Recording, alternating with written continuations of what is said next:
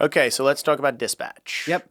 The call's booked, then what happens? So dispatchers, we have been able, I'll just dive into the software portion. So we've been able to scale down. We have about 30 managed technicians right now.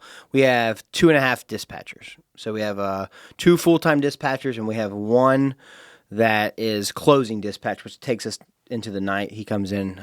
It's actually a part-time role, but he just comes in to close, take over the And baton. that's down from the most we 4. ever had was 4, and we were a little smaller company at that time when we had 4. About $5 million smaller Yeah. at the time when we had 4. Yeah. So pretty big gap there. And what has allowed us to get there is software. So we use a software called ProBook. And they have been absolutely phenomenal on the dispatching aspect. So what this allows us to do is we have all of our matrix. So think about before any type of AI, we would have matrices. I think that's what you say. Is it matrices? I don't know. It's not matrices.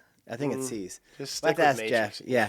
So the matrix. So every single job has a matrix. So you think water heater, sump pump, pressure valve. Then you go in the HVAC. You got your furnace check, furnace check AC plus, 10 years old. So there's a lot of different things. So every single dispatcher would have to look at the board, match the job. So what's the most important jobs to run first? Look at the matrix for the jobs, and then build this board out. And what the matrix shows is what technician is best at converting at the highest average sale for each job type. So if it's a water heater over 10 years old, the matrix force ranks those all of our plumbers and says who's going to close that at the highest rate. So that's a core principle in dispatching. People often think that dispatching is about, hey, you got a guy in a neighborhood, a plumber, doing a water heater, and a whatever, faucet leak, drip, comes in, 2 houses up, send him. That's not the best practice. No.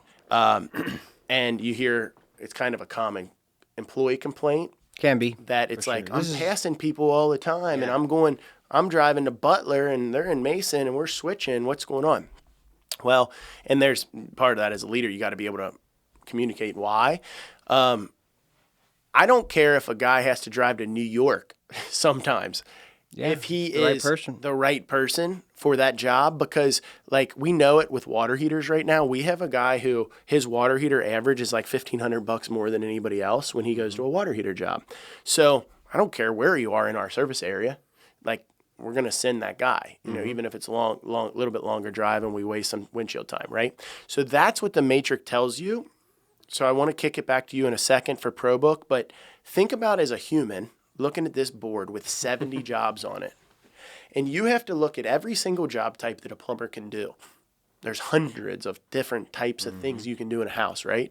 And you have these 12 or 15 techs that you have to put the exact perfect person on each job to maximize revenue for the company.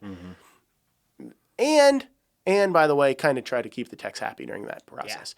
There's It's definitely a back massaging going on. Really hard job.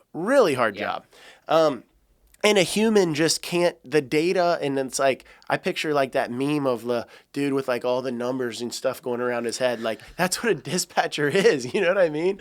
They're just like a mad scientist.